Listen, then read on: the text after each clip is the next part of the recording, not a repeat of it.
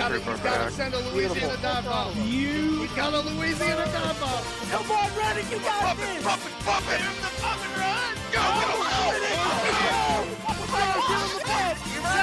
Louisiana Divebomb. Welcome back to another edition of the Louisiana Divebomb podcast. This is episode 49, the 11th episode of this current season, and we just came off a weekend of racing at Talladega. It was one of the weekends of all time at Talladega, to say the very least about that. Not very happy with the results or the product that was there, except for the Xfinity Series. The Xfinity Series had a great product. I just didn't like the outcome at the end. We'll get into that in a minute, but first let's talk about the Cup race from Talladega. Just get right into it. I mean, what a snoozer of a race. Besides the end of that first stage, it looked pretty good. This next-gen car absolutely blows on these super speedways. You can't go more than 2 wide whenever you're actually trying to race. But for some reason, the end of stage 1, we saw the opposite of that. I don't know why, I don't know how, but we had that for stage 1, but we couldn't get that for, say, stage 2 or even the final stage of racing. So we had a couple of wrecks in the first stage, and that was literally it. So one of the wrecks was actually trying to come on the pit road. So for some reason, there were guys in front of Keselowski and Kyle Busch who allegedly, according to Keselowski, that they were not stopping properly, like they were stopping too early. But if you look at where their car is at, they're still above the double yellow line. And poor Kyle Busch has nowhere to go, so he just runs into the 6, and then as the field is coming through, of course, Ryan Blaney gets clipped in it, and his day is done. So the literal favorite heading into this race, taken out in a wreck, trying to get onto pit road. That was on lap 44. Had a good bit of yellow laps there because the accident did happen coming onto pit road, so they had to close that for a little bit. Then we get back going and immediately wreck again. This time, shout out to the motorcycle that's flying through me. The wreck was between Bell, Buescher, and Hamlin. So this was literally, they weren't even up to speed yet. This was coming out of turn 2. I guess the bumpers weren't aligned for Hamlin and Bell, and then Bell lost control of his car into the 17 of Buescher, and they both went to the inside wall, had pretty decent licks. I know, Jingles, I know. My cat just ran up and was scared from the motorcycle. Oh, he's meowing. Okay. Well, you know where to find me, Jingles. But yeah, I want to talk about that wreck because that was an odd one. So the 20 came across the backstretch, and my guess is that the backstretch ain't even because there were parts of that car that were getting up off the ground, and they weren't even up to speed yet. So imagine if they were up to speed. That would have been even scarier. So the first part of the backstretch below the apron, Bell's rear tires were off the ground, and then coming through, the whole right front and possible right side of the car was getting off the ground as well. And then the hit to the inside wall, I feel like this happens once every year. Someone will hit that exact wall where the safer barrier kind of kicks out. The wall kicks out so the safety crew can get onto the backstretch. Bell hit it hard. Buescher hit it a good bit. It was enough to end his day. And we had a 5-lap stint to the end of stage 1, and for some reason, that was the best racing of the day. Forgot the 4-wide racing with everyone saving fuel. That's the only way we can get 4-wide racing in this next gen. Somehow, some way, Kyle Larson was able to win. I don't know how, but he was able to do it over Ricky Stenhouse. He had help from Byron, Elliott. Bubba was up there as well. And Bubba would be up there again for stage 2. Again, not a very entertaining stage. I mean, guys were just minding their P's and Q's, just trying to make it to the end. And Bubba ended up winning the stage after Austin Cindric gave a bump to the 23, which Joey Logano wasn't happy about over the radio. So there's that. Larson almost got the stage win again. So we'll go into detail for the third and final stage, which was the longest green flag run from, since 2004. It was the longest green flag run to the finish at any super speedway race since 2004. That's crazy.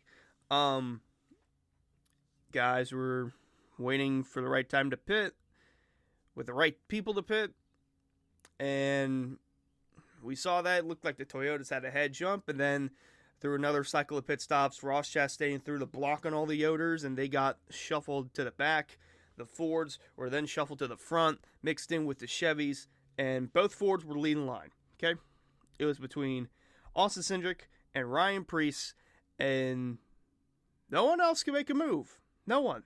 Not even the 200 cars on the outside. They couldn't do it. Not Larson, not Byron, not Bowman, not Chase Elliott, not no one. So we get to the final lap, and it's do or die. Guys in the back are making a move, but they can't go anywhere because they don't have any momentum. Because this car sucks. If you go out of line when you're too wide in the next gen, if you go out of line, you're done. You're screwed. You're not going to get any runs whatsoever unless the cars in front of you are going to try to do anything.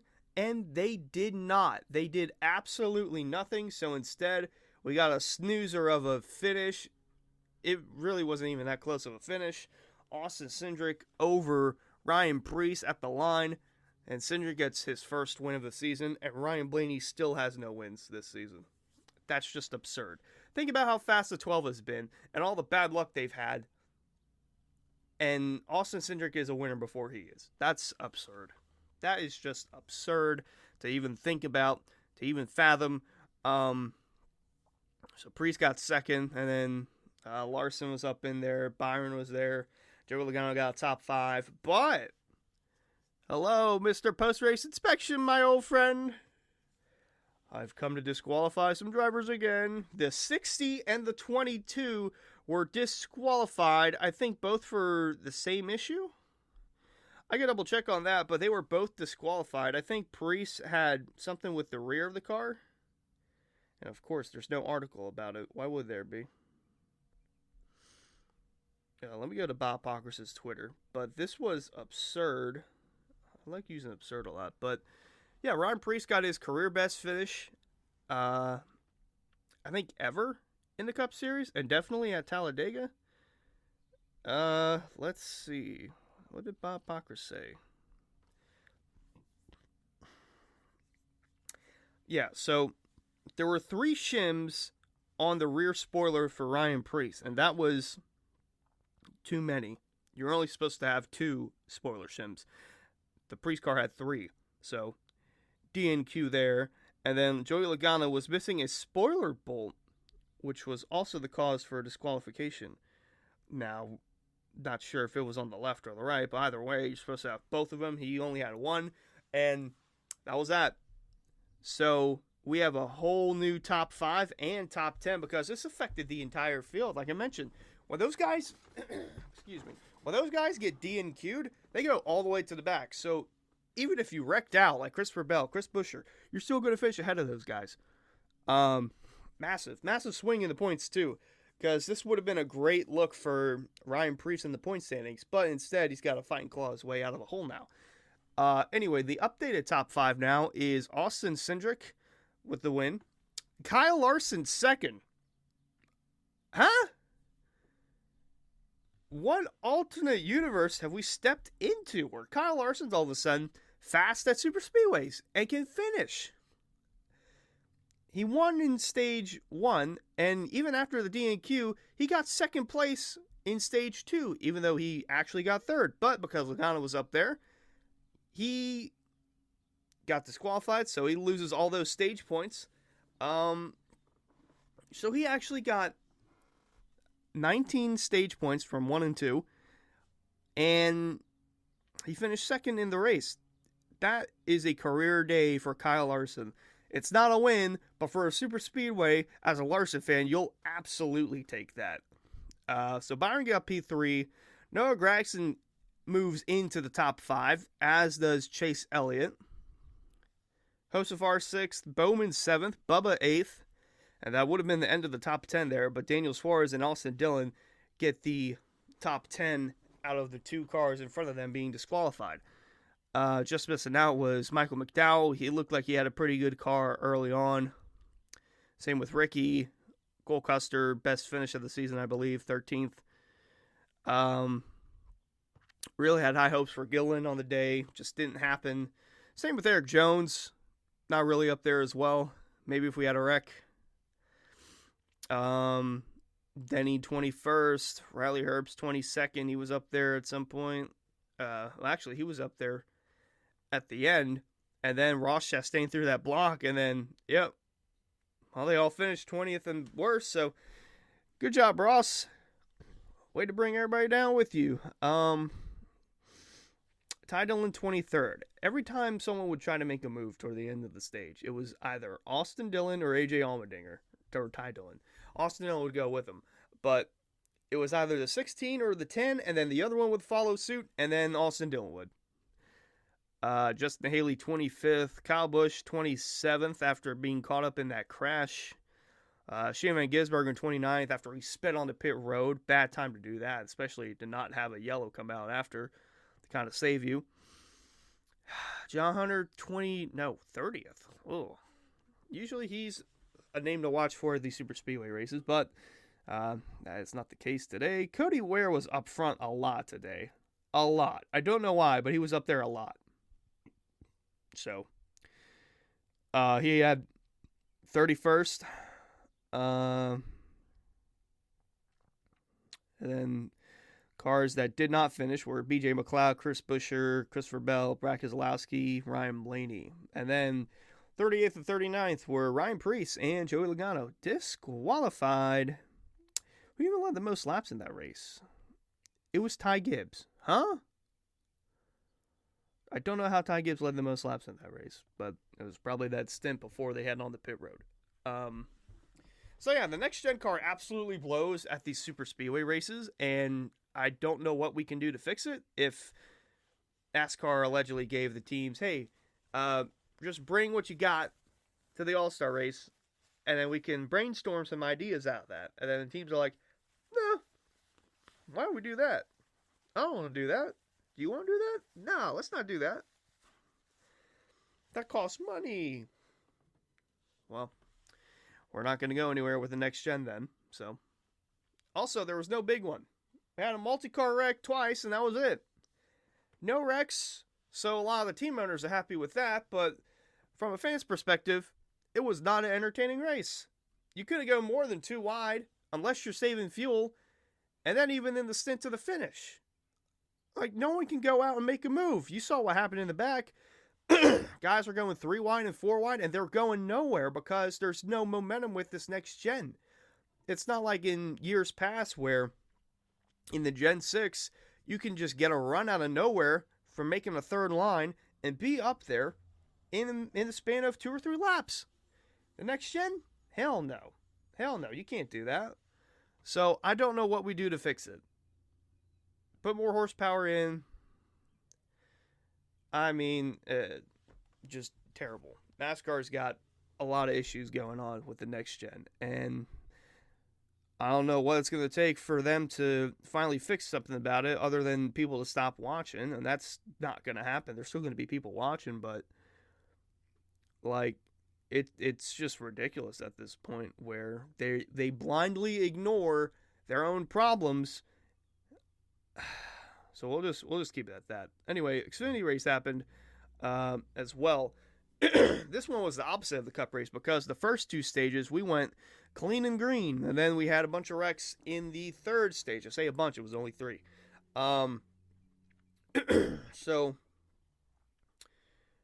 Jesse Love was fast. So was Austin Hill. Love won stage 1. Hill won stage 2.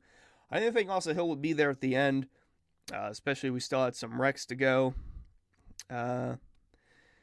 Then with about, let's say 30-ish to go, maybe less. Wrecking the turn 1 with Sammy Smith and Jeb Burton making contact with each other. Greg Van Alst, minding his own business, gets caught up in it. Parker Retzlaff was in it. And poor Ryan Sieg just does nothing. He spins out, he clips the grass, and the whole front of his car is killed. Like, that's just insane how grass can still affect a race car in 2025. I thought we were over with that, but I guess the angle in which he spun and the splitter dug into the grass on the inside of turn 1 was enough to ruin the 39 car completely. Took himself out of contention to win. Then we had another stint of green flag racing until Eric Almirola decided, you know what? I'm going to wait till the last possible second to go up and clear myself in front of Catherine Legg. And what do you know? You wait until the last second, that hole closed up, and you create a wreck. You ended up collecting yourself, Catherine Legg, Jeff Earnhardt was in it, and Brandon Jones almost did a weight shift because of Catherine Legg. What on earth are you doing? Hey! Don't be scratching up my wall! Okay, my cat just decided to scratch up the door frame again. And then we had a 5-lap stint to the finish, where it was between RCR and JRM. But sooner than later, the JRM cars were starting to file out one by one. Then it became clear that, holy cow, there's the RCR car that's possibly going to win. But Connor Zilisch was still out in front, leading. He had a pretty decent car throughout the day, just didn't quite lead the laps possible. But yeah, he got up there. Jeb Burton got up there, even with the damage that he had on his race car. Jeb Burton had a really fast car for it being caught up in a crash. And then there were some other guys like Anthony Alfredo, Matt Benedetto, Justin Allgaier, I didn't even mention. They were all up front, but for some reason the RCR cars just kept gliding towards the front of the pack for some reason, and put Connor Zilisch in a pretty interesting spot on the final lap to where he was leading. He had to block. He's getting a bump from his teammate, or not teammate, but his best friend, Jesse Love. Bump gone bad, block gone bad, whatever you want to call it. 2 got into the 88, sent the 88 hard head on into the inside wall. And I don't care what anyone says, when you saw how much that safer barrier flexed and gave out to the 88, that was a big hit. Whole rear of the car was off the ground. Yellow immediately came out, and then we had this conundrum of who was in the lead when the yellow came out, because at that point we were 3 wide. Jesse Love was on the inside, Jeb Burton on the outside, and I could have got that mixed up, but it was 3 wide between Jesse Love, Jeb Burton, and Austin Hill. So I thought Jeb Burton won.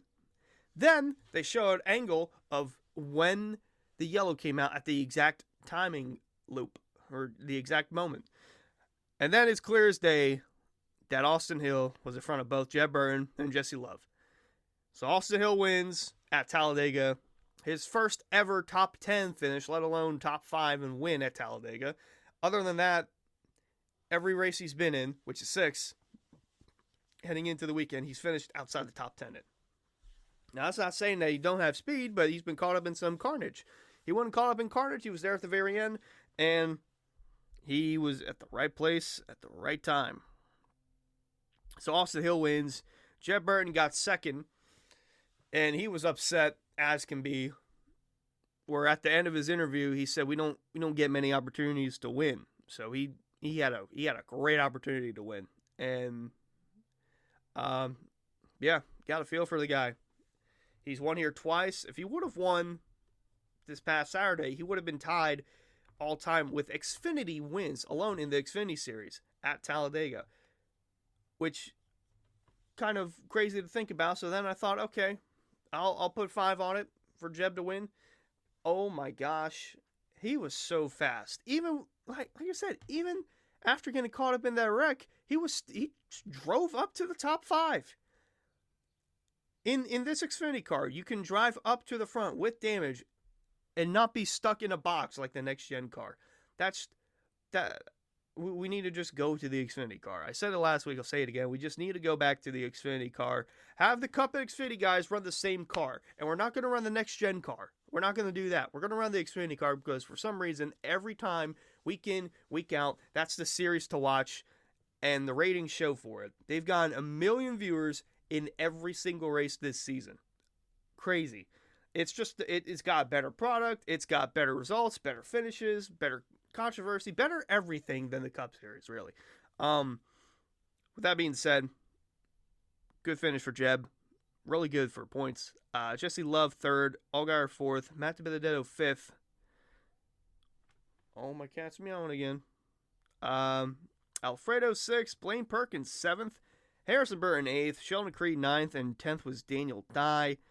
Some other notables like Patrick Emmerling was 12th. Leland Honeyman, even though he spun out on the choose cone prior, still got 13th.